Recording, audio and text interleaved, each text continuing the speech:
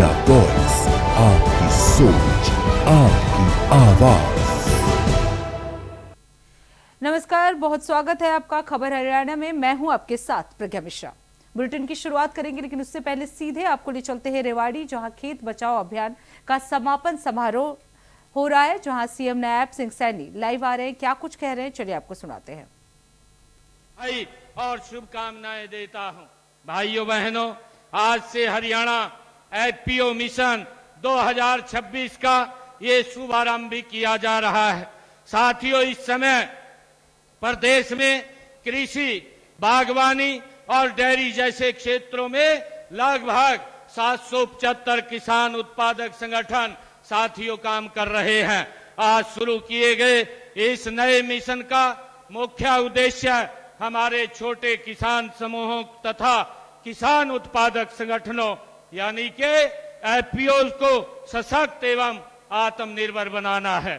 साथियों, इस मिशन में हम कृषि आधारित सामूहिक उद्यमिता और नए व्यवसायों को तेजी से बढ़ावा दे रहेंगे। साथियों, आधुनिक आपूर्ति श्रृंखला, मूल्य संवर्धन और बेहतर बाजार अवसर उपलब्ध करा करके सीधे तौर पर किसानों की आय में वृद्धि की जाएगी। साथियों, इस पहल से ग्रामीण रोजगार के नए अवसर पैदा होंगे। हमारी कृषि मूल्य श्रृंखला काफी मजबूत होगी। साथियों, मैं इस पहल के लिए सभी किसान भाइयों को बहुत बहुत शुभकामनाएं भी देता हूं। साथियों, हरियाणा हमारा भौगोलिक दृष्टि से देश के क्षेत्रफल को भले ही केवल 1.3% है, लेकिन कृषि उत्पादन में इसका योगदान बहुत अधिक है। साथियों, आज भी राज्य की लगभग 70% आबादी प्रत्यक्ष या अप्रत्यक्ष रूप से कृषि पर निर्भर है। हरियाणा देश के केंद्रीय खाद्यान्न भंडार में दूसरा सबसे बड़ा साथियों योगदान देने वाला ये हमारा हरियाणा राज्य है और भारत के खाद्य सुरक्षा तंत्र की मजबूत ये आधारशिला भी है। साथियों, हम खाद्यान्नों के मामले में आत्मनिर्भर तो हो गए हैं, लेकिन इसके लिए हमें बड़ी कीमत भी साथियों चुकानी पड़ रही है।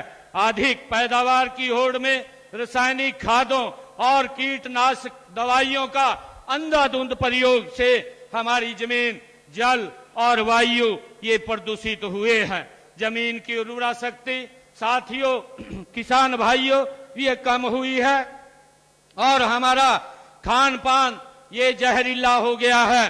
अनेक जिलों में भूजल स्तर किसान भाइयों वो निरंतर नीचे जा रहा है और जलवायु परिवर्तन से मौसम की अनिश्चितता बढ़ रही है। इसलिए हमारी सरकार ने कृषि विकास का नया मंत्र दिया है कि उत्पादन भी बढ़े और प्राकृतिक साधन भी बढ़े। साथियों, हमें ऐसी पद्धतियों को आज अपनाने की जरूरत है कि जो वर्तमान की साथियों जरूरतों को पूरी कर सके और भावी पीढ़ी के स्वस्थ और धरा पर पर्याप्त साथियों जल विरासत को सौंप सकें। साथियों, इस दिशा में हरियाणा सरकार ने जल संरक्षण, मृदा स्वास्थ्य, फसल विविधीकरण और जलवायु स्मार्ट कृषि को स्मार्ट साथियों अपनी नीति का मूल आधार बनाया है।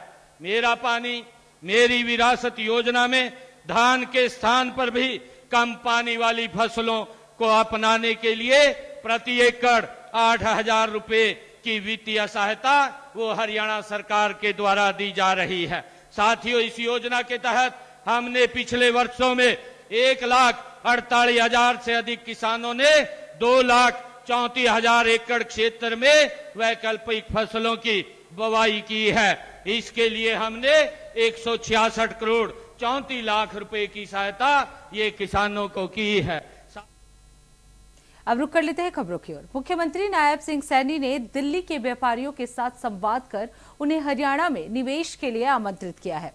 उन्होंने कहा कि हरियाणा सरकार व्यापारी वर्ग के हितों के लिए पूरी तरह से प्रतिबद्ध है और विकसित भारत, विकसित हरियाणा के संकल्प के साथ सतत आर्थिक विकास की दिशा में काम कर रही है।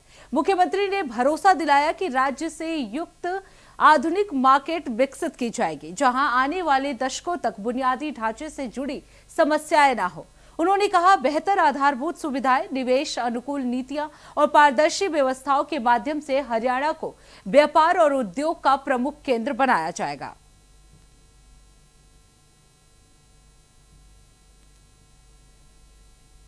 अब रुक कर लेते हैं अगली खबर की। खबर पंचकुला से है, जहां हरियाणा पुलिस हाउसिंग कॉर्पोरेशन के चेयरमैन का पद संभालने के बाद हरियाणा के डीजीपी अजय सिंघल ने प्रेस कॉन्फ्रेंस की है। डीजीपी ने कहा, राज्य सरकार पुलिस के आधुनिकीकरण और पुलिस कर्मियों के कल्याण पर लगातार ध्यान दे रही है। उन्होंने बताया कि पुलिस कल्याण के लिए करीब 9 करोड़ रुपए खर्च किए गए हैं। उन्होंने कहा, पुलिस को आधुनिक बनाने के लिए 237 आधुनिकीकरण परियोजनाओं पर काम किया जाएगा, जिसके लिए केंद्रीय फंड का इस्तेमाल होगा। अपराध को लेकर डीजीपी अजय सिंघल ने दावा किया कि पिछले साल के मुकाबले राज्य में अपराध में करीब 8% की कमी आई है। उन्होंने बलराम डांगी फायरिंग मामले का जिक्र करते हुए कहा कि आरोपियों को 24 घंटे के अंदर गिरफ्तार कर लिया गया था। डीजीपी ने साइबर अपराध से निपटने के लिए अवैध ऐप और 1930 साइबर क्राइम हेल्पलाइन को भी अहम पहल बताया। उन्होंने कहा कि हरियाणा पुलिस जनता की सुरक्षा और बेहतर व्यवस्था के लिए लगातार नए कदम उठा रही है।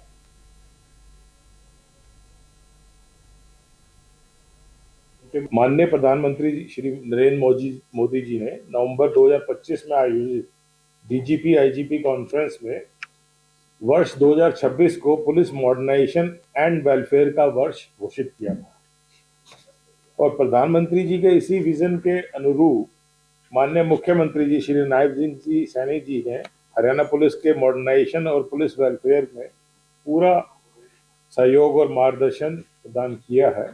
वह स्वयं हमारी परियोजनाओं को मॉनिटर कर रहे हैं और उनका स्पष्ट विजन है कि हरियाणा पुलिस का इंफ्रास्ट्रक्चर देश में सर्वश्रेष्ठ हो।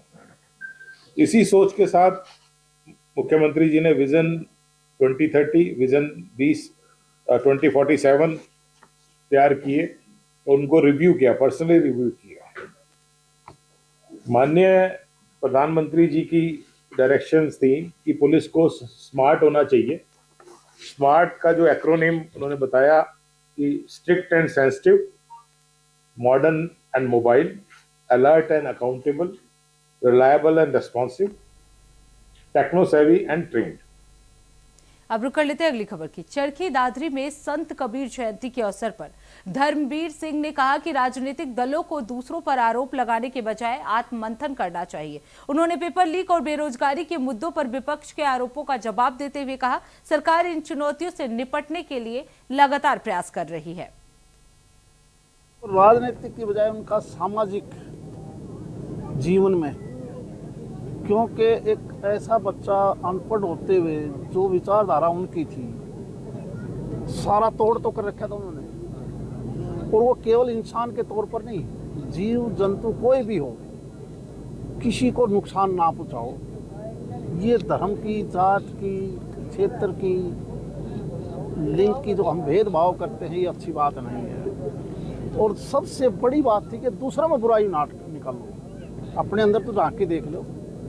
जिस दिन हम अपने अंदर झांक के देखेंगे तो दूसरे में बुराई नहीं मिलेगी। हर आदमी अपने अंदर से झांकेगा तो बुराई अपने आप खत्म हो जाएगी। ये सबसे बड़ा दोहा था जिसका असर था कि जब मैं देखने चला बुराई मिले ने किसी में घर तो आया तो देखा कि बुराई तो मेरे अंदर है। इसका बहुत बड़ा अर्थ था। तो संत कबीर की जयंती आज देश दुनिया में इसलिए मनाई जाती है। और बीजेपी की सरकार ने तो, अब चीफ मिनिस्टर के घर पर जाओगे तो भी मुख्यमंत्री आवास नहीं, संत कबीर कुटीर है। दिल्ली में आप देखोगे यही हाल है। उसकी जो विचारधारा थी, उसकी जो सोच थी, उसको अपनाया है। और आज क्योंकि श्यामा प्रसाद मुखर्जी का ये पखवाड़ा आप देख रहे हो कि अब कई दिन तक चलेगा, उसका बलिदान कोई छोटा नहीं था। अब रुक कर लेते हैं अगली खबर की। खबर हरियाणा के अंबाला से है, जहां निर्भय नाम का एक बच्चा हादसे का शिकार हो गया। आपको बता दें, 220 फीट गहरे बोरवेल में ये बच्चा गिरा। बच्चे को सुरक्षित बाहर निकालने के लिए भारतीय सेना, एसडीआरएफ और एनडीआरएफ की टीमें संयुक्त रूप से रेस्क्यू ऑपरेशन चला रही है। मौके पर प्रशासनिक अधिकारी भी मौजूद हैं और लगातार हालात पर नजर बनाए हुए हैं। करीब 6:30 बजे की घटना बताई जा रही है। निर्वेर नाम का बच्चा है, 3.5-4 साल का है। यहाँ पे अपने फादर के पास में खाना लेके आया हुआ था। फादर थोड़ा इधर उधर काम में बिजी थे। बच्चा खेलते खेलते एक बोरवेल में गिर गया, जो करीब 9 इंच का डायमीटर बोरवेल है, और जो अभी मेजर किए थे 220 फीट की गहराई पे बच्चा गिरा हुआ है। सुबह सूचना मिलते ही यहाँ पे हमने अपनी जो इमरजेंसी रिस्पांस टीम है वो भेज दी थी। राइट नाउ आर्मी और एनडीआरएफ की टीम भी आ गई है। एनडीआरएफ अपने स्पेशल इक्विपमेंट के साथ में, जो स्पेशलाइज इक्विपमेंट है उनके साथ में कोशिश कर रहे हैं बच्चे को रिट्रीव करने की। साथ में ही आर्मी के जो हैवी इक्विपमेंट है उनकी भी रिक्वेजिशन कर दी गई है, जो कि अभी पहुँच रहे होंगे। इन केस ये अटैम्प्ट अगर नहीं होता है तो पैरेलल बोर खोदने की भी हमारी योजना है। हमारा पूरा एफर्ट है कि बच्चे को सही सलामत बाहर निकाला जाए। डॉक्टर्स की टीम यहाँ पे आ गई है। जो फैमिली मेम्बर्स है उनका भी मेडिकल हेल्थ चेकअप किया जा रहा है। तो फिलहाल रुकते एक छोटे से ब्रेक के लिए। ब्रेक के बाद जल्द लौटेंगे। देखते रहिए इंडिया वॉइस।